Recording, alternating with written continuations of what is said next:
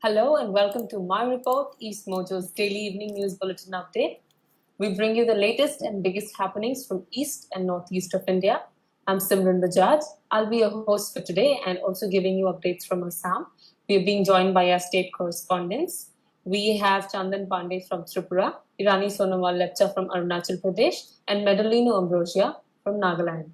Before we start today's show, I would like to inform our viewers that today EastMojo completes 2 years, and we're really grateful for all the love and support we've received from all our viewers. And we request you that please continue with your support and with your love, and keep watching us and keep supporting us. So let's start today's show. First off, let's head to Irani from Arunachal Pradesh.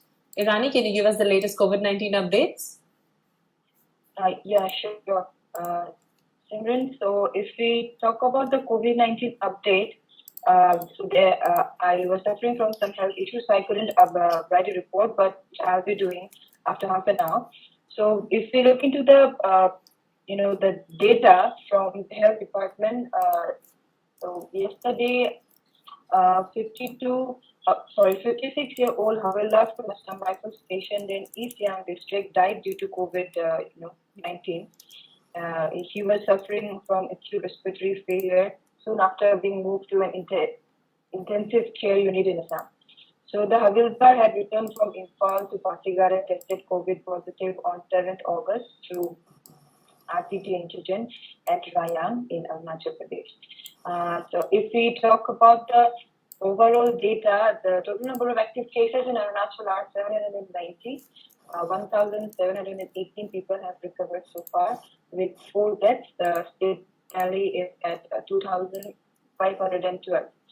And Simran, I also want to inform our viewers regarding a meeting because so this the state government has formed a committee under the chairmanship of Deputy Chief Minister Chaunavan to discuss and come up with a possible solution to the non-autonomous region and Patkai Autonomous Council demand in Roglio, which is in talks recently.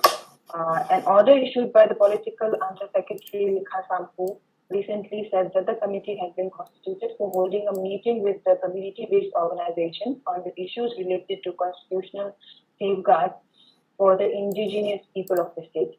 So there are 9 members, and in which 7 are cabinet ministers, while 1 is Home Commissioner, Mr. Kaling Pang.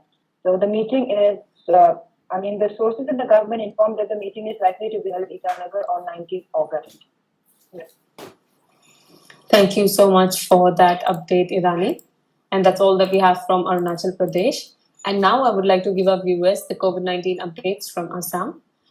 So yesterday, as per the latest update given out by the State Health Minister, Dr. Himanta Biswa Sharma last night, so Assam recorded 2,796 new cases, 2,174 people were discharged, and with 8 new deaths, Assam's death tally spiked to 169.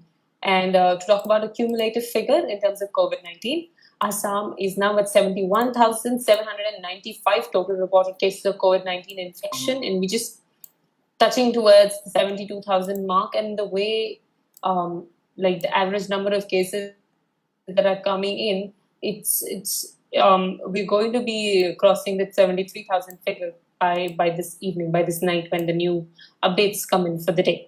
And a total number of discharged in Assam is touching 50,000 mark, with 49,383 people discharged so far. And in Assam, currently, 22,240 COVID-19 patients remain as active COVID-19 cases. And like I've already mentioned, Assam has seen 169 deaths, and so far 3 people have migrated to other states. Now, when we talk about the state's positivity rate and more details about the number of cases that has come out yesterday.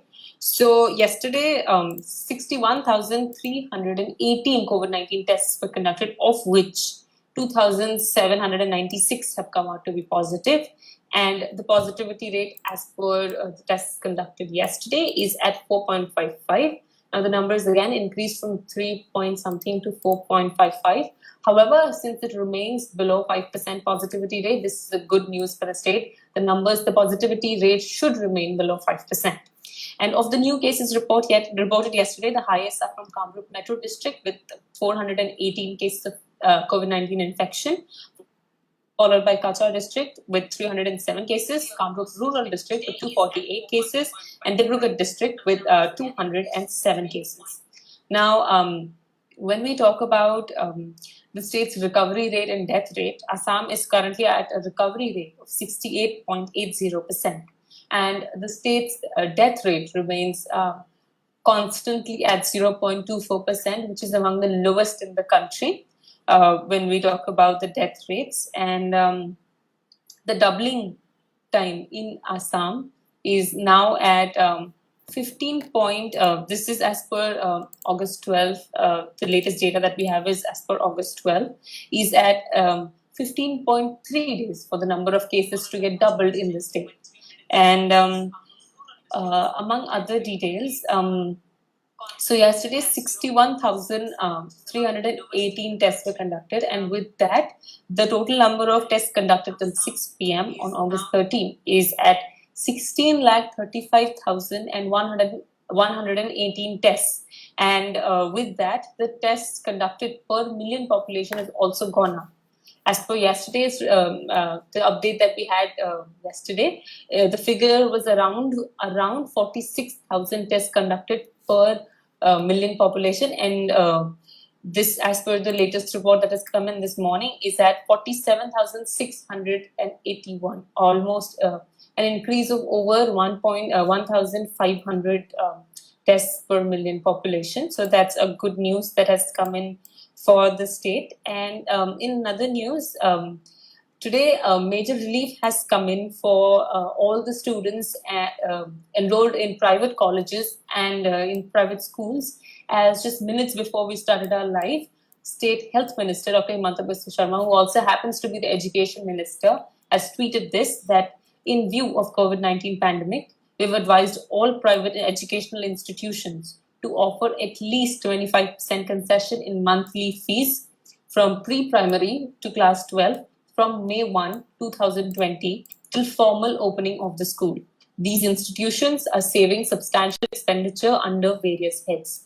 So definitely this is a government order, and with that, the private educational institute will be bound to reduce to cut down on the monthly fees that's being paid, and it's going to come as a major relief because the COVID-19 pandemic has taken a substantial toll on the income of all the citizens. If we were just talking about from the end of March, the schools have been shut down, and a lot of people have lost their jobs, or their livelihood or the means of income has almost gone down to negligible, just bare minimum for sustaining.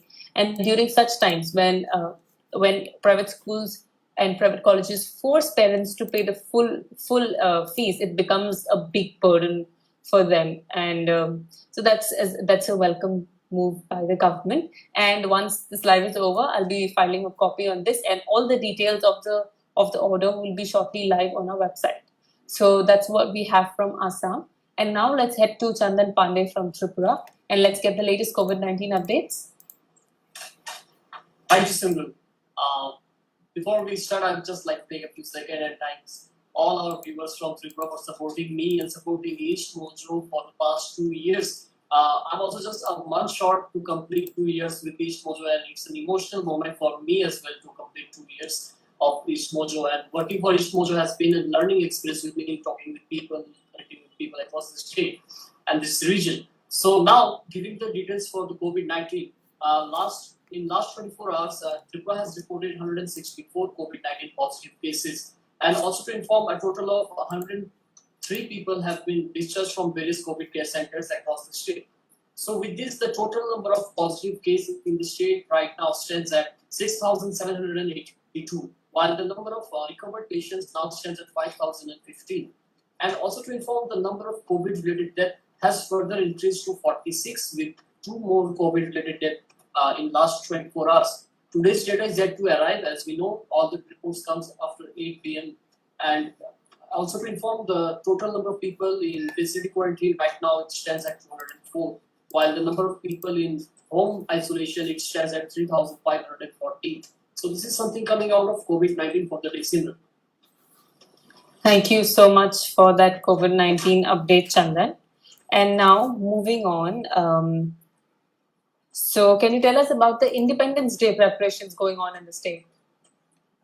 Yes, Simran. So as we know, this year due to the COVID-19 pandemic, all the Independence Day celebration and any kind of celebration, be it a political or social or government program, everything has been restricted due to this pandemic. And this year, Tripura will celebrate Independence Day along with the entire nation. However, in our Assam battleground, where the main program takes place every year, this year there will be a set of restriction. People, in a large number of people used to visit this because we even I used to visit from my childhood days, from my school days, and we get to see a lot of things there, starting from school students' performance to platoons from CRPF, BSF, TSF, everyone used to participate. But this year, what they've decided is only the parade will take place and no school students will be allowed to perform since there's a COVID pandemic going on, no mass gathering will be allowed. So everything happening there in the ground will be telecasted through local television, in the different social media platform and Doordarshan, so that not a large number of people can gather. The chief minister, some of his cabinet ministers and higher officials from the state government will remain present,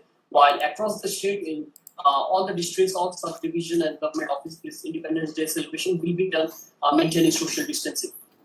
Similar. And also to inform that earlier this week I spoke with the ADG Ajit Singh. He informed that as, we have done a story earlier that 6 outfit militants had issued a letter calling 11 hours fun in the Northeastern region. This is what they do in every regulator days, and even this time they have done that. I spoke with him. He said that this is nothing new. It's usual every year they issue such kind of letters. However, the state government has taken it seriously, and across the state in all the international area, Tripura shares around 856 kilometers of international boundary with Bangladesh, and also its boundaries with Mizoram and Assam. So across the state, security has been built up by the state police and BSF.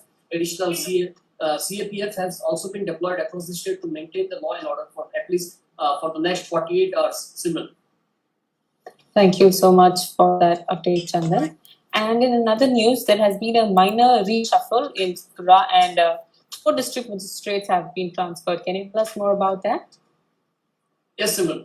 This is one of the biggest, we can say, reshuffle in the bureaucracy level. Since last 2.5 years after the change of BJP and 50 government, this is not the major reshuffle. However, the government says that it's a minor reshuffle.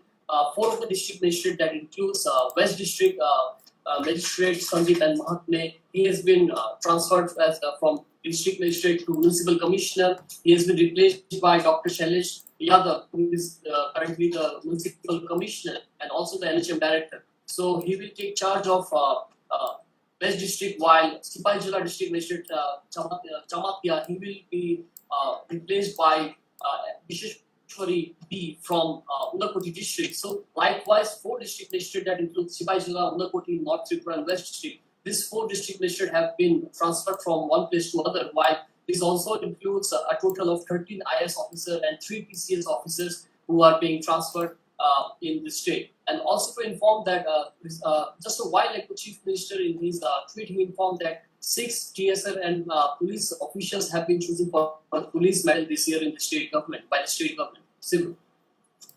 Thank you so much for that update, Chandan. And that's all that we have from Tripura. And now I would like to give our viewers the COVID-19 updates from Manipur. Our correspondent Sally could not be available, hence I'm giving the updates. So talking about the data, this is as per yesterday's data because today's data is not yet out. So 140 fresh cases were reported, of which 39 are security personnel, 4 are returnees, and 87 are people without any travel history. So the total number of COVID-19 cases in Manipur stands at 4,112, of which 2,295 have recovered, and 1,804 people have recovered, and the state has recorded 13 deaths so far.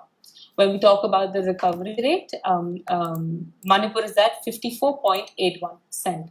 So that's the COVID-19 updates from Manipur. Now let's head to Meadow from Nagaland. And Meadow, can you give us the latest updates about the Naga Independence Day celebrations? Yes, Simran, thank you. So today marks the 74th Naga Independence Day. So the NSF, the NSCNIM, and other Naga political groups also observed this day. So far, the NSF is concerned, flags were hoisted in all its federating and subordinate body headquarters and offices across not just Nagaland but across Manipur also.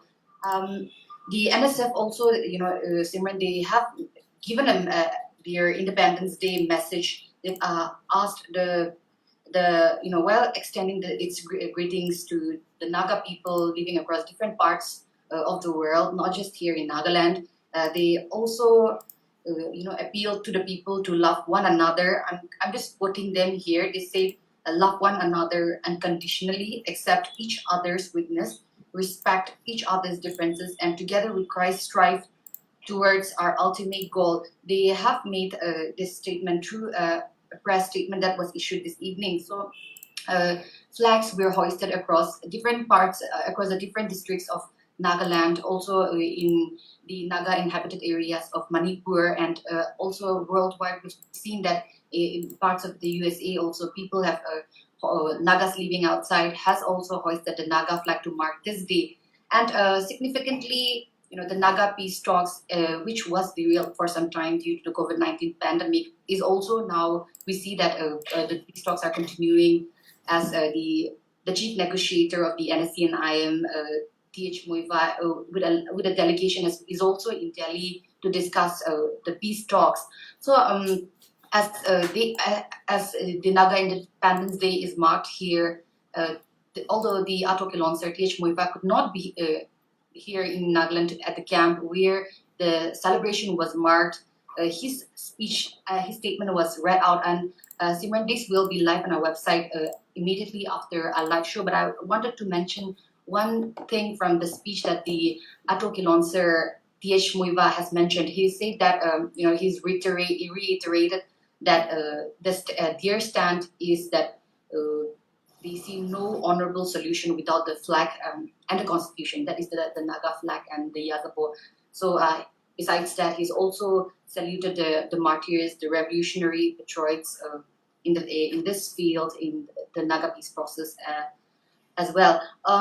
So as I mentioned, a very lengthy statement that the Ato Kilonsar has made in this regard. So like I assured, we'll be shortly live on our website, Simran. Thank you so much for that update. And could you give us the COVID-19 updates now, Meadow? Yes, Simran. So far, the COVID-19 updates are concerned. Today we see that a total of 154 new cases were reported here in the state of Nagaland. So with these 154 new cases, our state's tally has now gone up to 3,322. And the Nagaland Health Minister has informed that out of these 154 new cases that have been detected, 84 are from Kohima, 58 are from Dimapur, 10 from Sunhyapoto, and 1 each are from Mon and Sunhyapoto. Also, I'd like to make a mention that with the addition of these new cases, Dimapur has now seen a total of 1,718 positive cases, and out of these 1,718 positive cases that has been reported in Dimapur alone, currently 1,296 of them are active, and Kohima is also not very far behind. Kohima has recorded a total of 869, and out of these, 646 of them are active cases. And so far, Mon is concerned, 263 cases were reported, and 116 of them are active. And Sunhyapoto has 91 cases, and currently 75 of them are active. And Woka also has 18 cases, and 10 of them are currently active case. So, Simran, with the addition of these new cases, like I mentioned, the state's tally is up to 3,322. And out of this, the number of active cases is 2,169, and also a total of 1,139 persons have recovered. And although 8 persons have died due to COVID-19, only 7 of them have been confirmed as due to COVID-19, and a total of 6 persons migrated. We are yet to get the latest updates as to how many persons have recovered. We'll also be putting this up on our website once we get the updates. Simran. Thank you so much for the updates, Meadow. And in the last segment for today, I would like to give our viewers the latest COVID-19 updates from Mizoram. So, in the past 24 hours, Mizoram has recorded 8 new cases of COVID-19 infection, and 4 people have been cured and discharged. Of the 8 new infections, 2 were recorded in Zoram Medical College's RT-PCR test, 2 in Lunglei Civil Hospital's TrueNat test, and 4 through rapid antigen tests. And when we talk about the 4 people who've been cured and discharged in Mizoram, 4 patients were discharged from SRHF ZMC following their recovery. So the cumulative figures in Mizoram stands at 657 total reported cases of COVID-19 infection, of which 347 people have been cured and discharged. 310 remain as active COVID-19 cases, and 2 people have migrated to other states. So far, Mizoram has been lucky and has not reported a single COVID-19 related fatality. That's all that we have for today. And with that, we come to an end for today's show. I would like to thank all our viewers for continuously watching us from Monday to Friday at 6 p.m. It's My Report by EastMojo. Don't forget that. And please stay connected with us through Twitter, Instagram, Facebook, and YouTube. And if you have any ideas, suggestions for us, please write to us at editor@eastmojo.com. We also have a very active fact-checking team. So if you come across any piece of information, any photo, any video that looks unauthentic, please send it to us again at the email ID mentioned before. That is editor@eastmojo.com, or you can even send it to us through our Facebook page. We will definitely verify the information provided by you and get back to you whether it's true, whether it's the real news or fake news. And that's all. This is Simran Bajaj signing off for the week.